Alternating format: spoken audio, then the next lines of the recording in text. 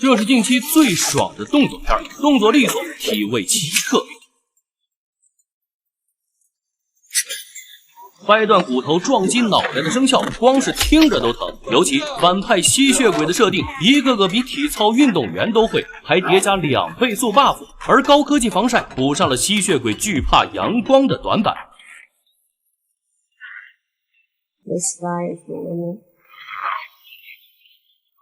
反派一支棱起来，主角的技能树自然也要点满，钢丝切片、大蒜烟雾弹调味，还有冲锋枪360度烧烤，从头到尾肾上腺素飙升。友情提示：观看途中可以呼吸。杰米看着是个泳池清洁工，可连体牛仔服一穿就成了吸血鬼猎人。这次他的目标是个老太太。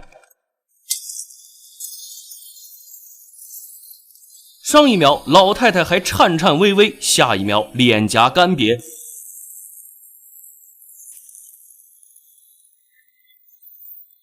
如利剑一样扑来，男人一枪射去，将老太穿了个洞。然而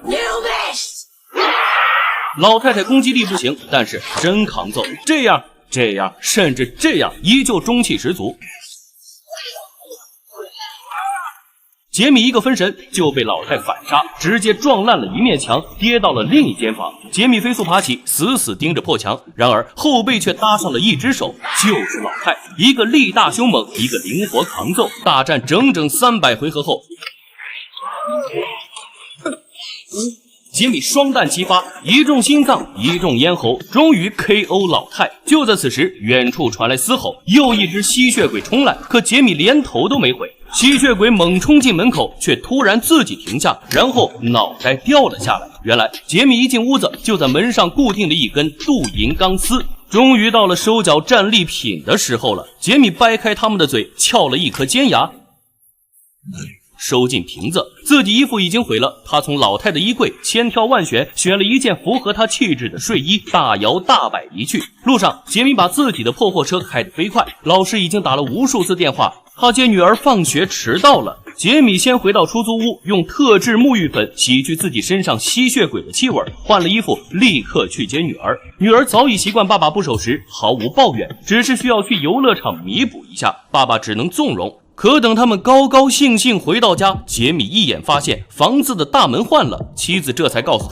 他要卖房带女儿回娘家。杰米当然不同意，前妻娘家在另外一个州，如果他们去了，自己基本再也见不到女儿了。可前妻只是算了一笔账，下周要交学费5000，给女儿戴牙套4500，不卖房钱从哪儿来？再牛逼的吸血鬼猎人没钱啥也不是，何况在前妻眼中他只是个爱矿工的清洁工。杰米低声下气哀求自己一定在1周之内筹够1万美元，要求他们不要走。前妻勉强给了他最后一次机会。第二天一早，杰米就去了一家超市，连开3道门进了一个地下室，这是个吸血鬼猎人交易据点，老板是杰米的朋友，可提到买卖疯狂压价，2颗吸血鬼尖牙只肯给杰米2000块。杰米气坏了，光老太那一颗在工会就能卖5000，可老板却对他，谁让你被工会拉入黑名单了呢？杰米无奈掏出了自己的爱枪，老板一打量，又看上了他脚上那双乔丹鞋。等杰米走出地下室，连衣服都卖了，可距离1万块还差不少。正当他发愁之际，老太的房间里却走进一个年轻的女人，露出尖牙。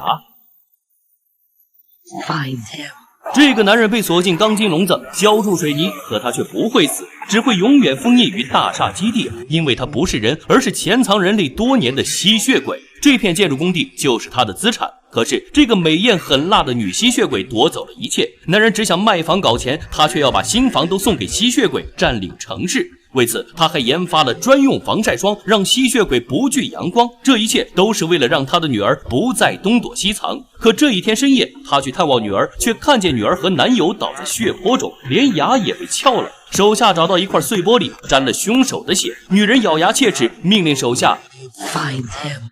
很快他们追踪了一个吸血鬼猎人的据点，废话不说，先一刀定住老板的手。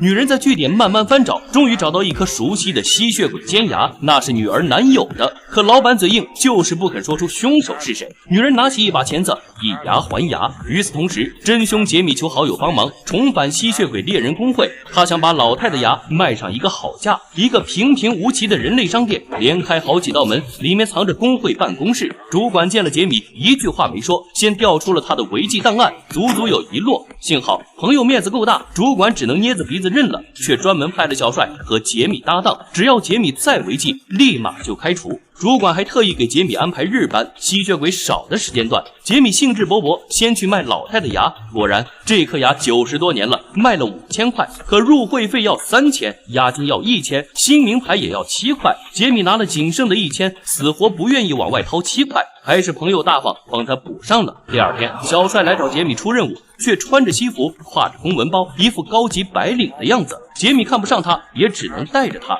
跟踪一个流浪动物收容车，来到废旧的保龄球馆。小帅不懂就问，杰米没好气的解释 ：More powerful vamps have more powerful familiars.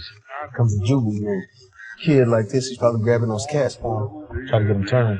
小帅嫌弃这样的不值钱，可杰米却说 Keeping you alive, I don't give a shit about you. 杰米一个人进去，果然无数吸血鬼猛扑过来，他一枪一个，一枪又一个。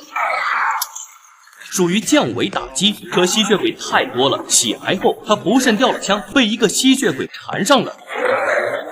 小帅赶到，却吓得瑟瑟发抖，不敢帮忙。杰米一直喊叫，小帅这才踢了一脚枪。杰米干掉吸血鬼，扭头用枪指着小帅，一声蹲下，后步反击，想偷袭小帅的吸血鬼被干掉了。可小帅却吓得尿湿了裤子。杰米十分嫌弃，不许他坐在车垫上，赶他去后备箱，还调侃他 Hang your leg out the back so we can air dry.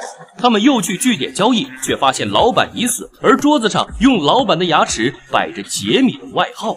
一对父女正在被吸血鬼追杀，女儿却毫无所知。爸爸给她戴上耳机，让她上车打游戏。女儿用平板赛车，爸爸则疯狂飙车。游戏惊险刺激，飙车也一直颠簸冲撞。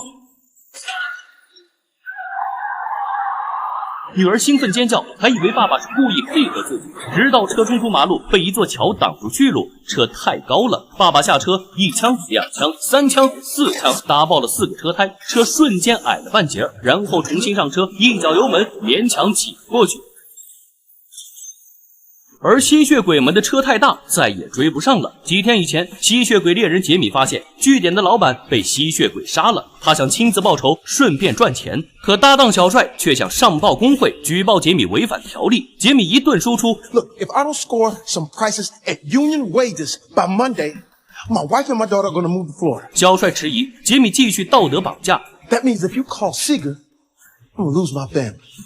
小帅只能屈服，跟着杰米追查下去。他们找到一家房地产公司的总部，这就是吸血鬼的老巢。没想到又来了2个吸血鬼猎人，想要合作。杰米外号可是独行侠，有废物小帅已经是他的极限了，立刻拒绝。可想起女儿，还是捏着鼻子认了。没想到2个新搭档可比小帅有用多了，一个口香糖嚼大蒜，直接弄瞎了守门的吸血鬼，闯进屋子正式开打，一枪一个，一枪一个，一枪又一个，还有一箭穿俩。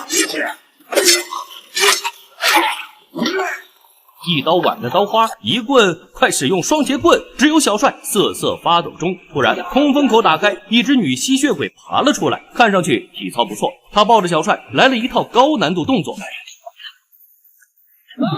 吓得小帅裤裆又湿了。终于，杰米腾出手，一枪射中吸血鬼，救下小帅。战斗结束，收获丰厚，一切都很完美，除了小帅的裤裆。傍晚，杰米去了前妻家。原本今天他该带女儿去参加聚会，可下午刚干了票大的，他怕不安全，想说服女儿别去了。可女儿小脸一拉，他就被打败了。刚到聚会现场，杰米就接到电话，是吸血鬼老巢的女老大。他立刻拉着女儿走，可一群吸血鬼已经追来了。他让女儿开着耳机打游戏，飙车回家。可是已经晚了。前妻被抓，搭档小帅也被吸血鬼转化。为了报复杰米，杀害自己心爱的女儿和一众小弟，女老大决定带走杰米的女儿和前妻，让变成吸血鬼的小帅吸干杰米。有一说一，这个女老大绝对智商有点着急。杰米可是吸血鬼猎人，小帅这个弱鸡能打得过他？至少你得替小帅把杰米绑一下再走吧。渐渐的，小帅控制不住想吸血的冲动，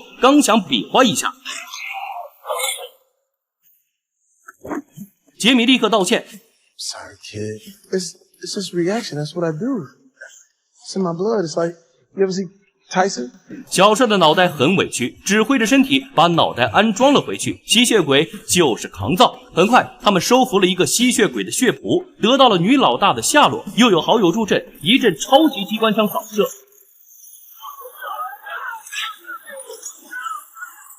干掉了所有的小喽啰。一个黑壮手下拦路，小帅和血谱对付，一群吸血鬼扑来，好友留下断后。West Side for life.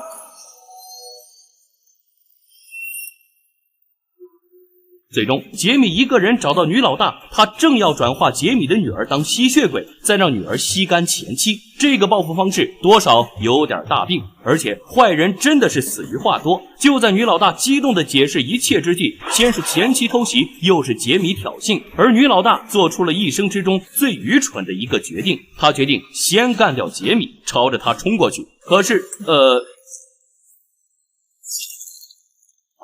杰米提前安装了钢丝，这个结局多少有点仓促了，可能前面杀死吸血鬼的各种花活已经把编剧榨干了吧。